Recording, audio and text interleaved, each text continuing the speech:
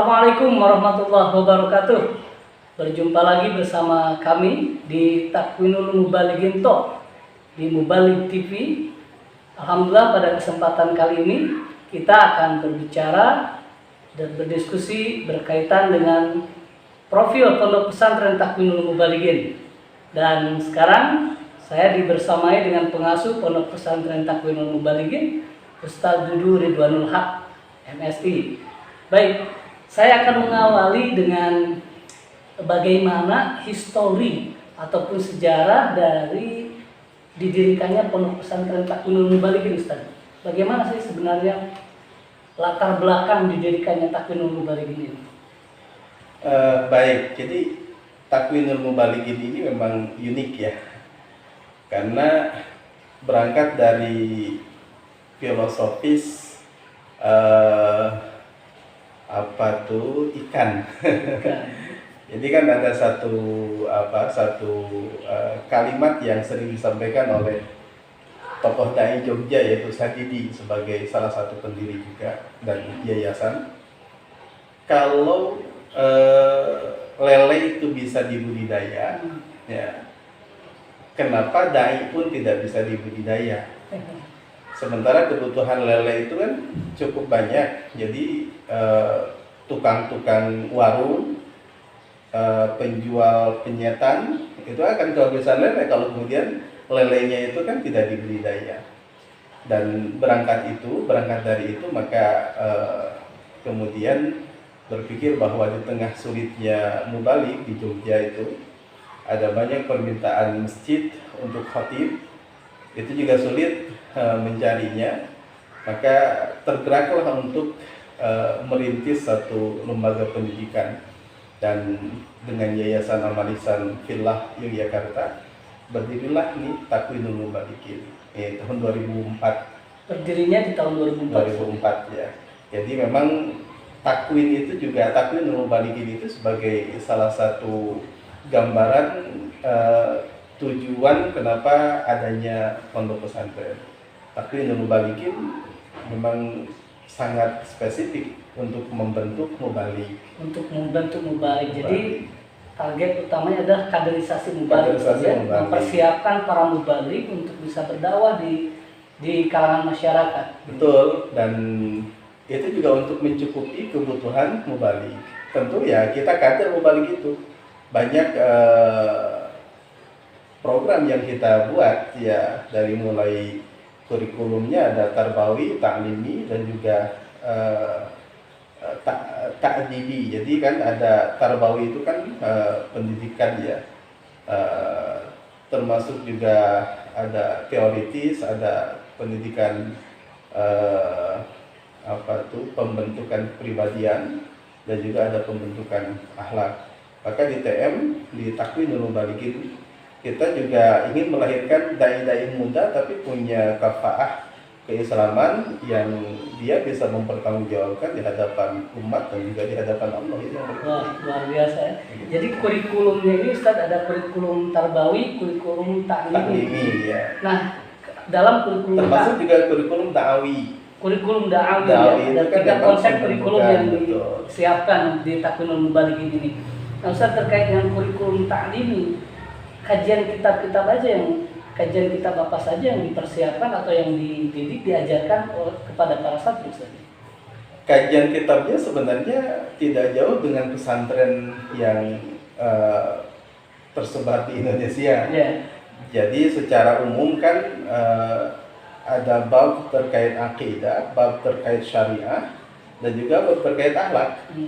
Ya, dari mulai fikih Islam, kemudian tauhid, kemudian juga ada akhlak, termasuk juga ada keilmuan seperti ulumul Quran, ulumul hadis, tafsir, dan sebagainya. Jadi kita berbasis kitab juga.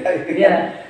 Selain teoritis ada memang materinya materi tematik ada itu kan, tapi juga kita basis kitab ya, kita juga insya Allah lengkapi. Baik, itu kurikulum ta'limi, jadi kitab-kitab kuning maupun ya kitab turos tadi dan kitab-kitab modern pun dikaji di Takwinul Mubalighin. Nah, terkait dengan kurikulum da'awi, contohnya Da'awi itu kan kita setelah santri yang nyantri di TM itu dididik, kemudian dikasih keilmuan keislaman yang sifatnya teoritis tadi, ta'limi. Kemudian mereka pun harus dilatih untuk menyampaikan ke umat, karena memang pengalaman yang saya rasakan. Saya kan juga dari kecil itu pesantren terus ya, sampai kemudian ke Jogja. Jadi ketika tidak dilatih kita untuk menyampaikan ilmu yang sudah kita kuasai di hadapan masyarakat atau di hadapan jamaah, itu bingung. Rasanya sudah lama pesantren, tapi ketika sudah di depan itu apa yang harus disampaikan itu hilang gitu kan. Maka TM salah satu program dakwah itu ada latihan ceramah, latihan khutbah. Dan nanti semester 4 kita juga ada apa namanya, konsepnya KKD. KKD itu kuliah kerja dakwah. Jadi memang semester 4 itu nanti santri itu ya kita tugaskan ke pelosok gitu ya.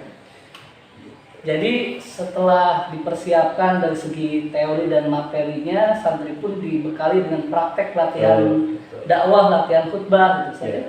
Yang disebut dengan kurikulum da'awi, termasuk di semester 4 itu ada KKD. Sudah kerja dakwah. Ya Ustaz, sejauh ini kan berdiri dari tahun 2004 ya. Sudah ada berapa angkatan atau berapa alumni ya yang tersebar, dan sekarang kiprah para alumni ini seperti apa Ustaz ya? Dari 2004 sampai sekarang ya 2020 itu alhamdulillah kita tercatat sudah meluluskan ya angkatan Takwinul Mubalighine itu sudah sampai 9 angkatan. Jadi kalau berbicara jumlah ya kita standar atau rata-rata kan setiap angkatan contoh 25 kali 9.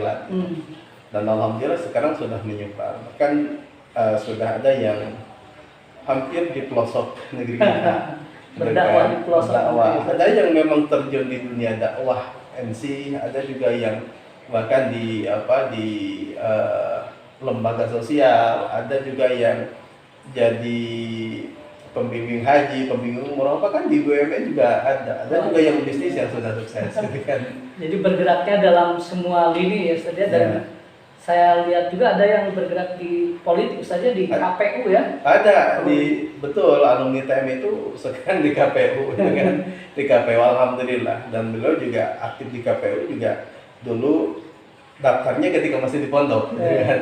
Jadi karena memang menarik ya, santri TM itu kan rata-rata mahasiswa dengan latar belakang keilmuan umum yang sangat beraneka. Ya, jadi dan juga banyak yang latar belakangnya bukan agama sebenarnya itu kan. Ada juga banyak yang latar belakangnya umum. Maka ketika lulus dari pondok itu, dia bisa menyebar di semua lini sesuai dengan kafaah keilmuan mereka di kampus. Dan tadi kan ada kurikulum taklimi, ada da'awi. Kita pun sebenarnya tidak melupakan terkait pembentukan karakter.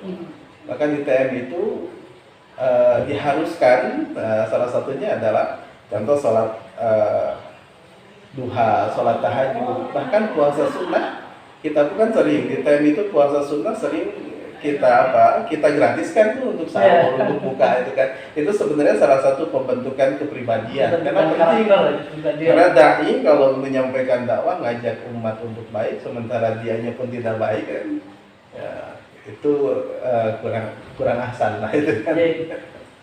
Baik, alhamdulillah itulah profil Pondok Pesantren Takwinul Mubalighine. Mudah-mudahan teman-teman maupun semua penonton yang melihat dan menonton di video YouTube ini bisa bergabung dan ngaji bersama di Takwinul Mubalighine. Terima kasih Ustaz Dudu dan Assalamualaikum warahmatullahi wabarakatuh. Waalaikumsalam.